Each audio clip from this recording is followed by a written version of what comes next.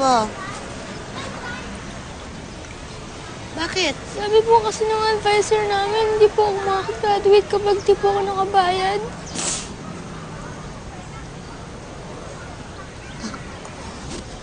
Oo nga pala. Naku, Apo, pasensya ka na. Oo nga pala, nakalimutan ko. Ano sabi mo? Nakalimutan mo? Alam mo, para sa graduation ng apo mo, nakalimutan mo? Yan ang sinasabi ko sa'yo. Yan ang nangyayari sa pagsama-sama kay Luding. Tomas, nagtitinda ako. Siguraduhin mo nagtitinda ka dahil kilala ko si Luding.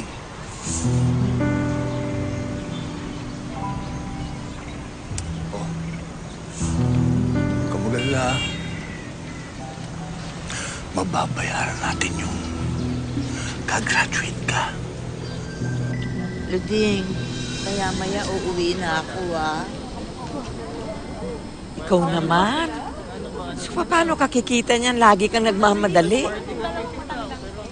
Ganun lang naman si Tomas, eh. Pwesto namin to. Pwesto niyo? Wala akong nakikitang pangalan na. Pwesto niyo pala to. Aba, sinasagot-sagot ka pa nito, ah. Hoy, Luding, ah. May gala ako sa matatanda. Kaya umalis ka na bago ko patadyakan yung kulubot mong mukha.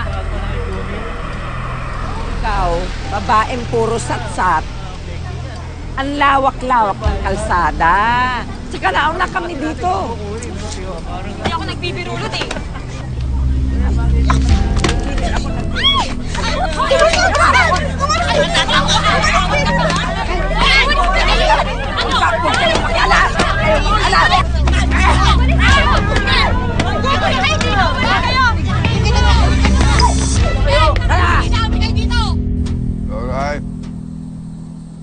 Alright.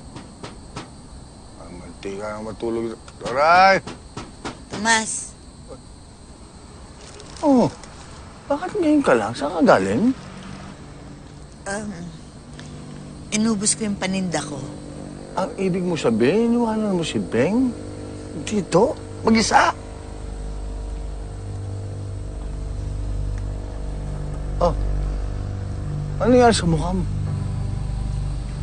Bakit may sugat ka? Na-aksidente ako. Nadulas ako dun, eh, sa construction. Lulit ko, ah. Huwag ka nang magtinda sa gabi. O nga pala, may kinita ako ngayon, 160. Para kay Beng yun. Na, kaso na.